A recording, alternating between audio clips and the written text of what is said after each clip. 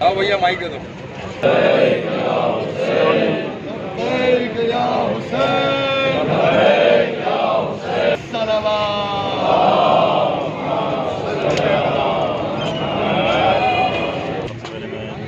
तमाम मीडिया के हजरात का तहे से शुक्रगुजार हूँ कि आप तशरीफ लाए। आपका पहले के किरदार पाकिस्तान में अमन बनाने से या उसके खिलाफ साजिशें की जा रही हैं, उसमें आपका बेहतरीन किरदार रहा है। इंशाअल्लाह ताला आइंदा भी मज़बूत किरदार रहेगा और जिसके बाद पाकिस्तान अमन के द्वारा रहेगा।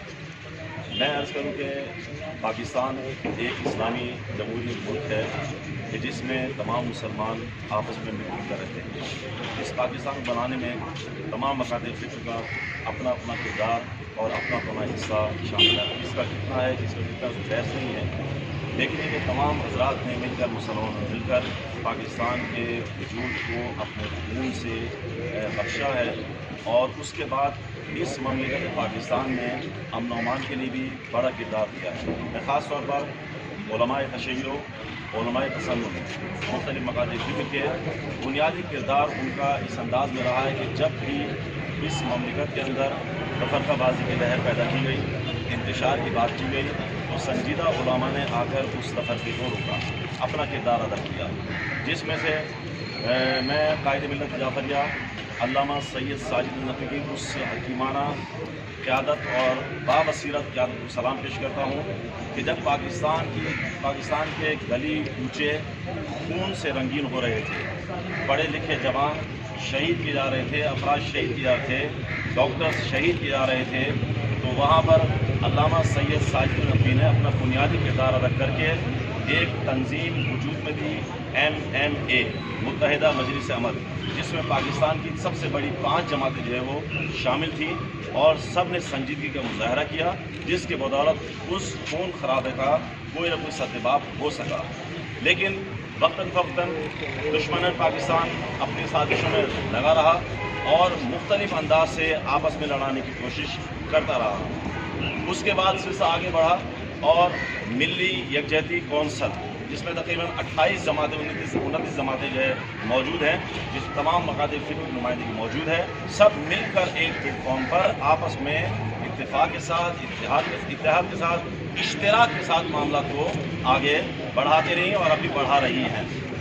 और इसके अलावा दीगर इक़दाम थे जिन पर तमाम उलमा ने संजीदगी से अमल किया और अपनी फ़िक्र को पेश किया और माशरे को उनका गहवारा बनाए रखा और पाकिस्तान के दुश्मन को हमेशा नाकाम किया, इंशाअल्लाह आइंदा भी नाकाम करेंगे। की मौजूदगी में एक बिल आता है और बग़ैर किसी डिबेट के, बग़ैर किसी बहस मुबाहिसे के उस बिल को पास कर दिया जाता है, जबकि कोरम मुकम्मल नहीं है। बिल में कुछ अल्फाज ऐसे हैं कि जो सबके नज़दीक मुबहम है, इजमाल पाया जाता है, वाज़ेह नहीं है। जब तक अल्फाज का इबहाम दूर नहीं होगा, कोई भी शख्स उसके लिए एक सही रास्ता तयन नहीं कर सकता। आपके पास असम्बली में जाने से पहले एक मुत्तहिदा मजलिस अमल के सीनियर संजीदा अफराद मौजूद हैं, मिली यकजहती कौंसल के अफराद मौजूद हैं, उलमा मौजूद हैं, वहाँ पर एक बहस की जाती, वहाँ पर एक चीज़ को लाया जाता और मुश्तरका तौर पर जिस तरह पहले चीज़ें आगे बढ़ती रही हैं, यहाँ पर बढ़ जाती, कोई मसला नहीं था। तो लिहाजा एक बिल पास हुआ और वो बिल जिसका नतीजा 100% हम कह सकते हैं कि पाकिस्तान की सालमियत को ख़तरा, यानी एक इंतशार की कैफियत को बढ़ाना, एक नया बाज़ार गर्म करना कत्ल गारत का। लेकिन इंशाअल्लाह ताला कायद मिल्लत जाफरिया अल्लामा सैयद साजिद नक़वी इस सिलसिले में कदम बढ़ा रहे हैं और शिया उलमा कौंसिल के ज़िम्मेदारान मरकज़ी सेक्रेटरी जनरल अल्लामा शबीर हसन मैसमी साहब और दीगर सूबों के अफराद मुख्तलिफ अमायदीन से मुलाकातें कर रहे हैं और मुझे उम्मीद है इंशाअल्लाह इस बिल को अच्छे अंदाज में वापस पलटाया जाएगा और अगर कोई कानूनी तरीका होगा इंशाअल्लाह उस कानूनी तरीके से इसे को आगे बढ़ाया जाएगा। बहुत शुक्रिया। थोड़ा सा बात में ताकि लोगों को समझ में आ जाए कि इन नुकात पे अवहाम है, उनको किसी भी कानून को दोबारा रिफ्रेश किया जाता है, उसमें तरमीम की गुंजाइश जो होती है उसको दोबारा असेंबली में लाया जा सकता है, ऐसे भी होता है, क्या कहेंगे आप? देखिए, अल्फाज में से एक वाज़ेह लफ्ज़ है तौहीन। हमें देखना पड़ेगा कि तौहीन कहते किसको हैं। हर शख्स अपने मफाद के मुताबिक एक तौहीन का नाम इस्तेमाल करता है और उस तौहीन को लागू करके खिलाफ इक़दाम करना शुरू करता है। مطلب یہ آپ کے سامنے ہے، کراچی میں ایئرپورٹ پہ ایک مسیح خاتون اتری ہے، اس پر جو ہے ایک واقعہ ہوا آپ کے سامنے ہے۔ کراچی کے اندر کئی مقامات پہ جو ہے کسی پر کوئی الزام لگایا، آواز بلند کی اور اس کو جو ہے توہین کی ضمن میں لا کر جو ہے مارا گیا، قتل کیا گیا۔ اسی طرح پنجاب کے کئی علاقے ہیں کہ جہاں پر تہمت لگا کر جو ہے مارا گیا۔ اسکول میں کھڑا ہو کر کہہ دیتا ہے جس کا مزاج نہیں ملتا پشاور میں، کہ جہاں پر ہر شخص اپنے ذہن میں ایک توہین کا مفہوم رکھتا ہے۔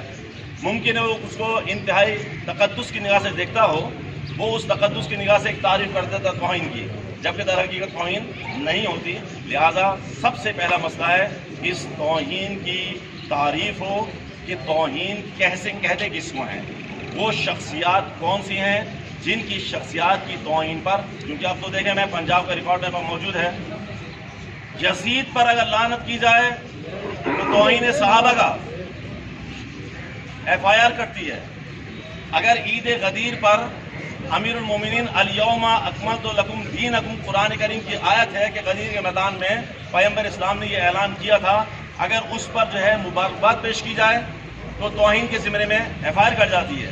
اگر کوئی اپنی دیوار پر دم دم یا علی لکھ دیتا ہے تو توہین کی FIR کاٹ دی جاتی ہے۔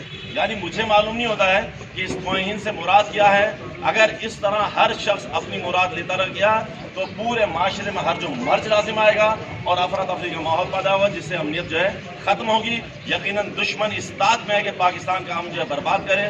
معیشت اس وقت کا اس صورتحال کو اختیار کی ہوئی ہے، اس معیشت کی اس صورتحال میں جس وقت ہم سب کو مل جل کر بیٹھنا چاہیے، سوچنا چاہیے، پاکستان کے دفاع کے لیے، پاکستان کی ترقی کے لیے ہمیں سوچنا چاہیے۔ وہاں پر اچانک ایک چیز پیش کی جاتی ہے جس سے لوگ جو ہے کسی اور طرف متوجہ ہوں، اور جو دشمن پاکستان سازشی عناصر ہیں وہ اپنے سازشوں میں کامیاب ہونے کی کوشش کریں۔ انشاءاللہ تعالی تمام شیعہ سنی آپس مل کر علماء کرام متفق متحد ہو کر مشورے کے ساتھ انشاءاللہ اس سازشوں کو ناکام بنائیں گے۔ جو مرادیں لے کر آئے ہیں پاکستان کے خلاف، انشاءاللہ ان کی مرادیں ناکام ہوں گی۔ پیغمبر کرام اسلام کے ساتھ اب اس کی تعریف ہونی چاہیے کہ صحابہ کہتے کس کو ہیں، کیونکہ جو میرا مطالعہ ہے کہ صحابہ کی تعریف میں بھی اتفاق نہیں ہے۔ ہر کتاب، ہر فقہ یا ہر جو ہے مکتب اپنے اعتبار سے صحابہ کی تعریف کو پیش کرتا ہے۔ لہذا یہ مبہم چیز ہے، اس کو واضح ہونا چاہیے کہ صحابہ کا مفہوم کیا ہے، یہ واضح ہونا چاہیے کون کون سے افراد جو ہے صحابہ کی لسٹ میں آ سکتے ہیں، یہ اس کو مشخص ہونا چاہیے تاکہ پھر کسی قسم کی جو ہے کوئی سوء استفادہ نہ کر سکے۔